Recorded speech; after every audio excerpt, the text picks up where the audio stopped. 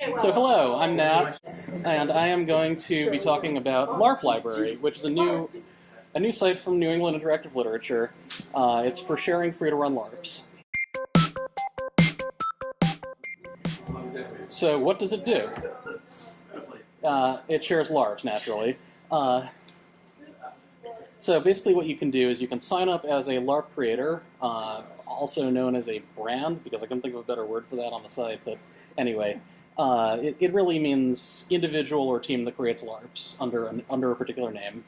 And once approved by an administrator, i.e. myself, upload as many LARPs as you want. I have gotten 2 applications so far, and I've approved them nearly immediately, so it's really not a very strenuous application process. And everything you upload becomes available for free download and usage. So pretty simple. Here is how it looks. As you can see, the first 2 LARPs on there are 10 Bad LARPs games purely because it's alphabetizing things right now. I'm probably going to sort it by download popularity or something, just so 10 Bad LARPs isn't the first thing you see when you go into the site. And this is how it looks on a cell phone. Yay! So we're really entering the year 2005 here in terms of Neil websites, and I can say that because I'm also a webmaster for the Intercon website. We're working on it. So you can also search. We have a full-text search engine powering this. For the interested, it's Elasticsearch. You can search by tag. You can see the games have tags on the bottom of them. You can search by title. You can search by authors. You can search by any word in the description or any variant of those words. Yeah, and while I'm here, I'll point out that games have authorship, brand information, year, player count, which can be arranged. This one isn't, but it can be arranged, and time, which can also be arranged. And there's freeform tagging as well, although in an effort to get people to reuse tags, the site does autocomplete tags as you type them. And if you want to apply as a creator, then you just fill out this very short form. It's really just 2 fields. You also have to be logged in with a Sugar Pond account right now. Those are free to sign up for. They're the same accounts that we use for a whole lot of other cons, as well as Journey. And this is what it looks like on a LARPs page. You can see you can actually do some formatting as the LARP creator and do like quoted text, italics, things like that. You can put links in your descriptions, all kinds of cool things you can do with it.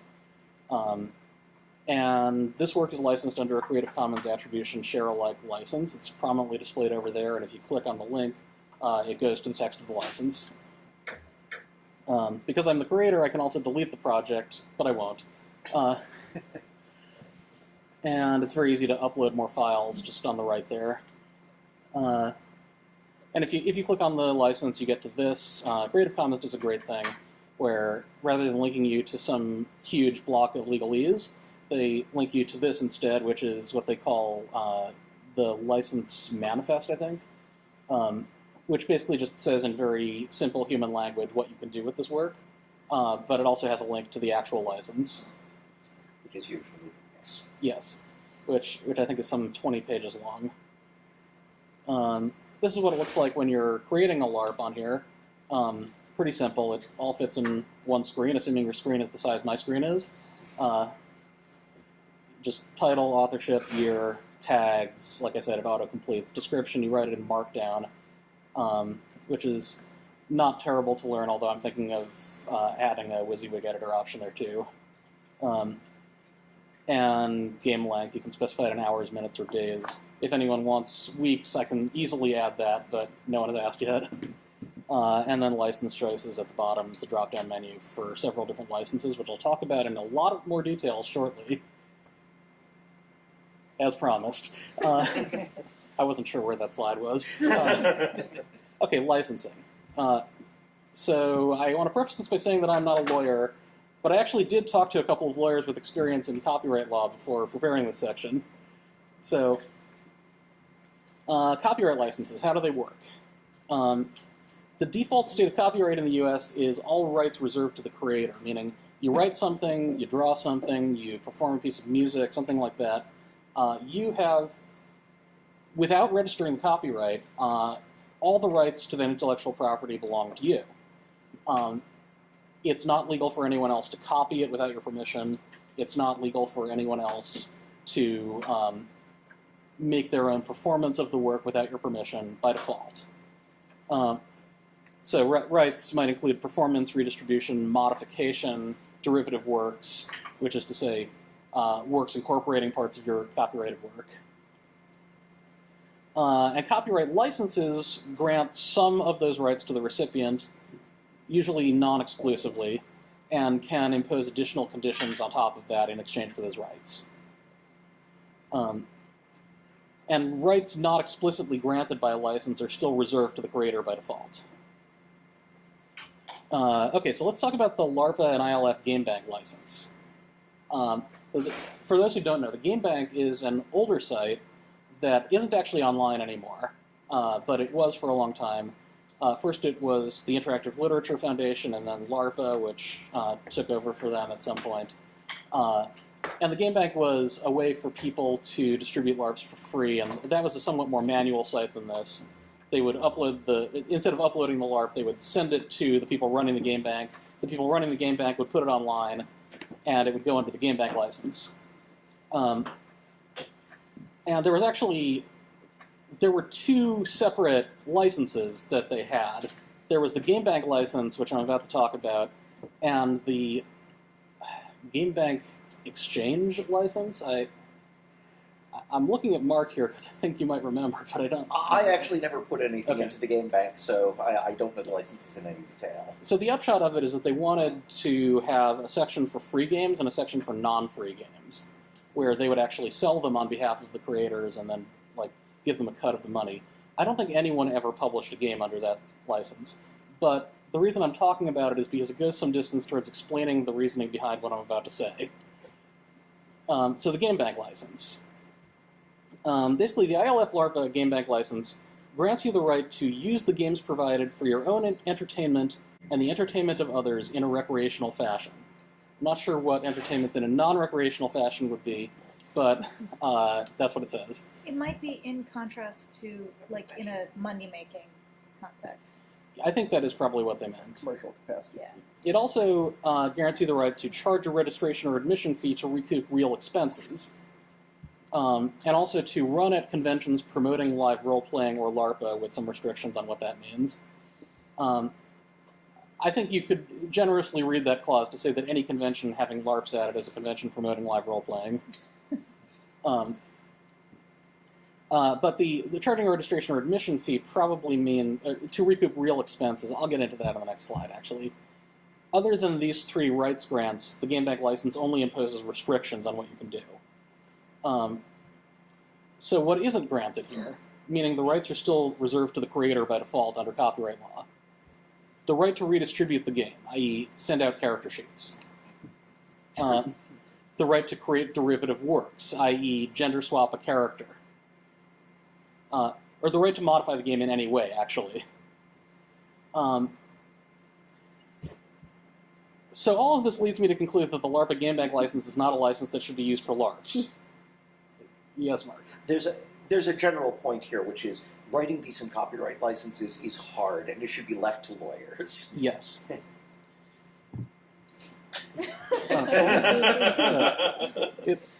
This license was clearly not crafted by lawyers, as far as I can tell. And do I think anyone's really going to come and enforce this? No.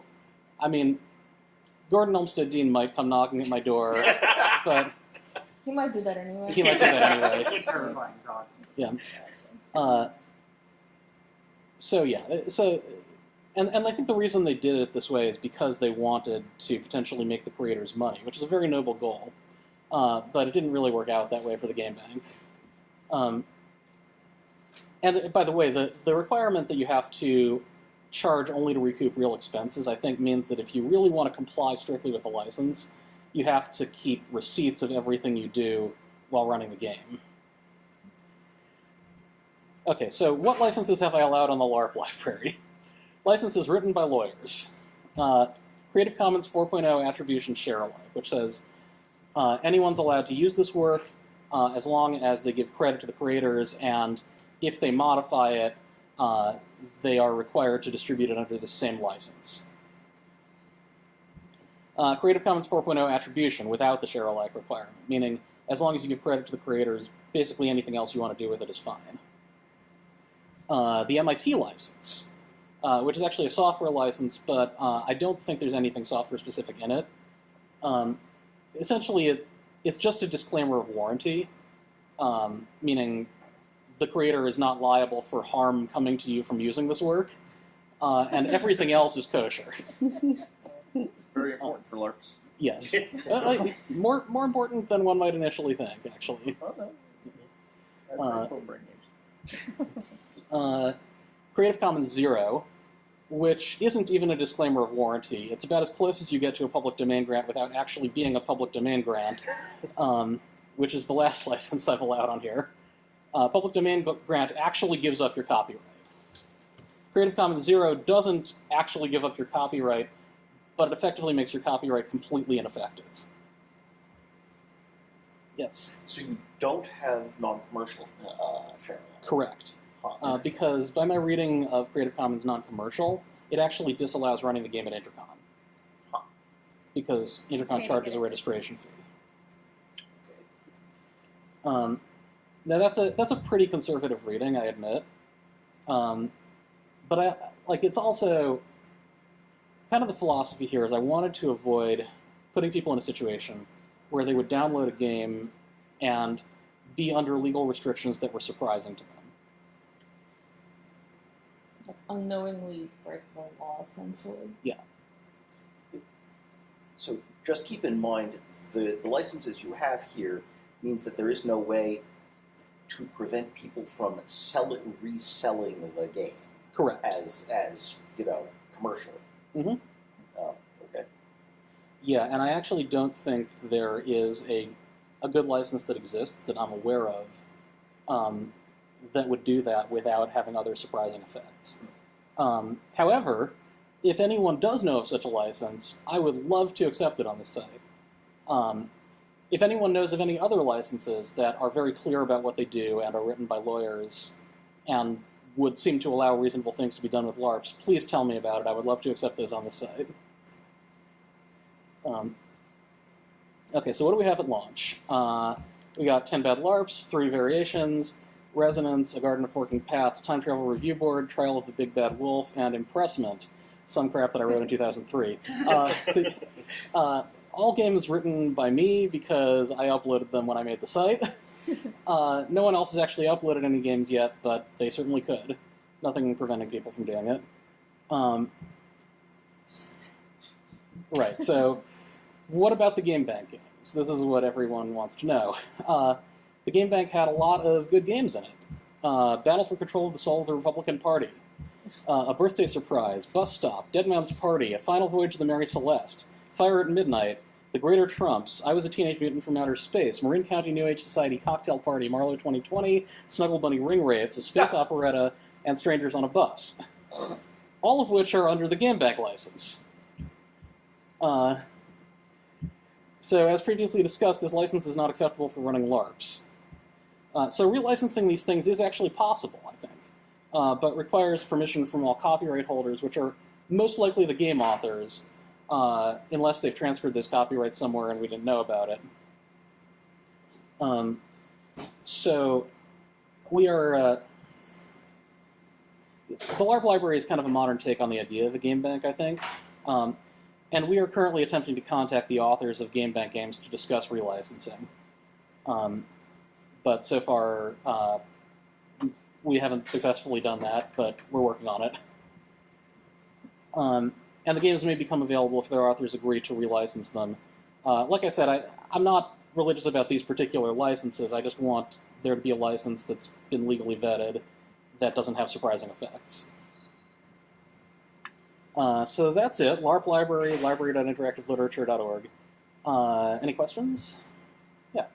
Under the terms of these licenses, what kinds of edits are and are not permissible? Like, I would feel comfortable giving someone the rights to cut characters from my game or edit things for a particular game system, or gender swap characters or things like that, but I probably wouldn't feel comfortable letting them drastically change the text of the game or the character motivations or things like that. Is there a license that allows that degree of freedom on the part of the game runners? Not that I'm aware of. All these licenses allow any modification whatsoever. But like I said, if there were to exist such a license that had at least had a lawyer look at it and say this is okay, we could talk about that. I could imagine that there are licenses sort of along those lines that exist, like the GNU Free Documentation license, for example. Doesn't have exactly those set of restrictions, but it does say you can redistribute this as much as you want, but if you're modifying it, this is how you have to go about it. Seems to me that the LARP community needs its own license that's designed for LARPs, because all of these that you're talking about were clearly designed for, like, creative writing, not something that's meant to be played. Yeah, And creative, because the things that you're bringing up, that's a very good point. yeah. But The GNU Free Documentation license does have the concept in it of invariant sections, which is to say these are sections you're allowed to change and these are sections you're not allowed to change. So I wonder if you could shoehorn this into that. It would be a bunch of work, though, and it also imposes some other weird restrictions that you probably don't want for a LARP, like modifications have to be tracked in a certain way. Well, I mean, also, GNU's track record as far as writing good licenses is kind of so-so. I would still want to run that past a serious lawyer. Yeah. GFDL, I think, is fairly safe because it's what Wikipedia has been using for years. So at least it has that level of usage behind it and hasn't run into legal trouble. So how do you handle, or is there a process in place for license revocation or alteration? If a game needs to change which license it's operating on? Yeah, okay, so as the game author, you can actually go in and delete the game, or you can delete the files you uploaded and replace them with other files. Or you can change the license to any one of the other permitted licenses. Under the law, if someone has already downloaded your game under the license it was originally under, you can't revoke that license. Right. So it's not really revocable in that sense. But if you want to prevent new people from being able to download it under that license, you can. But keep in mind that all these licenses allow redistribution under their own terms. So if someone else had already... If I upload a game and then I decide I don't want to have it under a Creative Commons license anymore, but you've already downloaded it under that license, you can effectively become the new distributor for that game. In fact, you can upload it to LARP Library again. Right. No. I was more talking about, when the original upload is found to be invalid. Right. Somebody who believed that they had the authority to upload a game, it turns out didn't. Yeah. Do you keep track of who is downloaded so that you can notify people who may have been involved in something like that? Yeah, so I have server logs, but I don't require a login in order to download. Okay. That's largely a matter of just usability. I didn't want to force everyone to have to log in to download games from the site. But I mean, it's a good it's point. a weird corner case. Yeah. But, it wouldn't be the first time it's come up in the Yeah. LARPing community. I feel like the right way to handle that is probably with the DMCA. As the operator of a website that lets users upload content, I'm effectively a DMCA safe harbor. Oh, Vic probably wants the laptop. So I'm a DMCA safe harbor, I think, which is to say, if someone notifies me that a game on the site is violating copyright, I can take that game down, and Neil doesn't incur any legal liability for it. Right. as far as the person who uploaded in the first place is concerned, I honestly am not completely sure how that works. That's fair. So my advice is don't upload games you don't own. On that subject, what is the nature of the license involved from works that are derivative of other, say, commercial works? Like, what if someone wants to upload Blackfire Rising and they have written the game, they are the authors thereof, but it's based on the works of George R.R. Martin, who is not public domain. Does that create legal problems for LARP Library? Does that create problems for the creators? Yeah, I think what happens there is that it doesn't create legal problems for LARP Library, because if George R.R. Martin contacts us and says, this game is in violation of our copyright, we take it down. It may create problems for the writers. It really is a matter of how much the copyright owner wants to press the issue. For example, I'm not sure Blackfire Rising is a satire. Yeah. There are some Yeah. games that are satire. Yes, yeah. Yeah. And so There is some protection for transformative works, though. Yeah. So it gets into very gray areas. I know, like, Archive of Our Own, for example, deals with this type of issue a lot. And it's their belief that these things are protected under fair use because they're transformative works. But fair use is one of those things that has to actually be tested in court in order to stand up. There's no universal legal standard for it. So the answer is it's really tricky. And if you want to upload fan LARPs to LARP Library, I'm certainly not going to stop you. But be aware that you're kind of on the hook for what happens with the creator of the work that it's based on. But that's true if you're running the LARP at a con anyway. It's exactly the same liability. So That- don't write a Robin Hobb LARP. She hates fan fiction.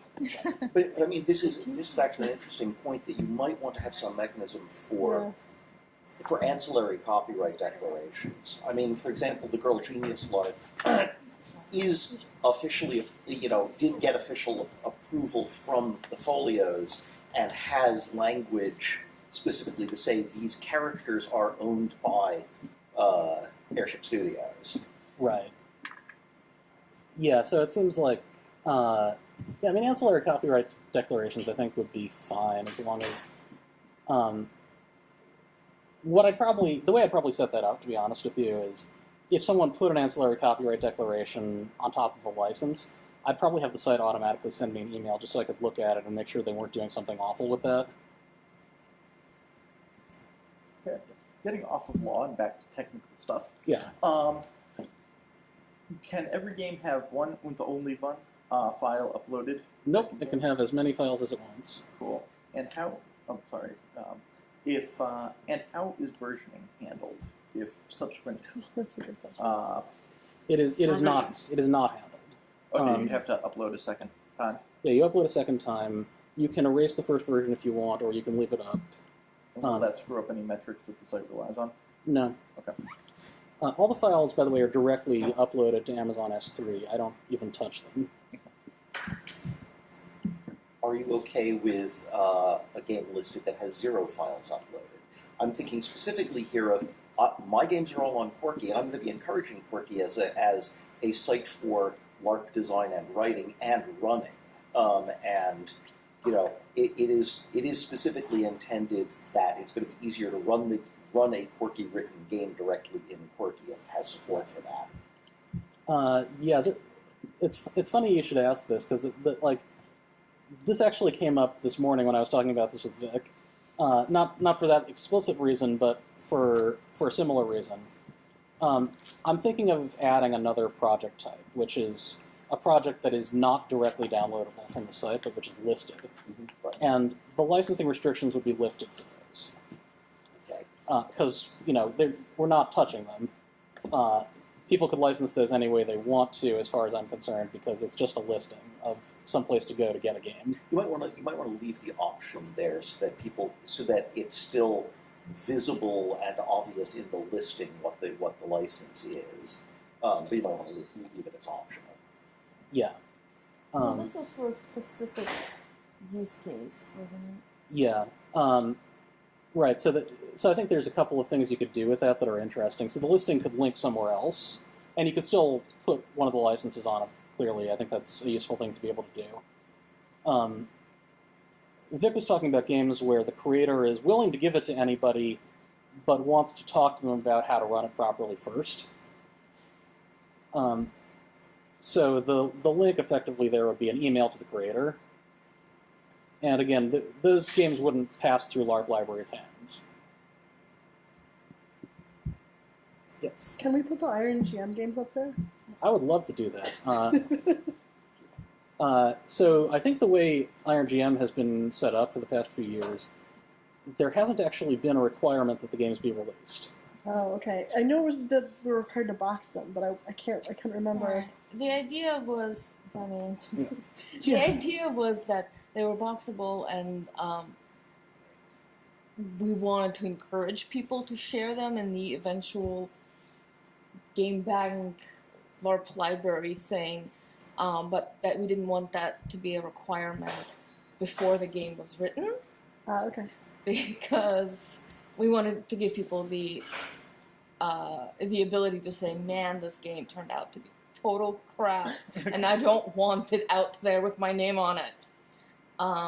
And, you know, if it's a crappy game, we don't want it out there. Mm. And when you don't know what you're going to write and it's written in 24 hours, like, that's a distinct possibility. There certainly are a lot of past IronGM winners that I would love to see up here. Yes, definitely. I think mostly I'm waiting on. I am going to contact all of the IMGM teams for the past couple of years, but waiting on the final transition to Neil for that. Okay, see a couple of hands, and at some point we should also let Game Wrap talk. Just real quick, I'm assuming that if a game was written by multiple authors, that you need permission from all authors to put it up. Yes. Okay.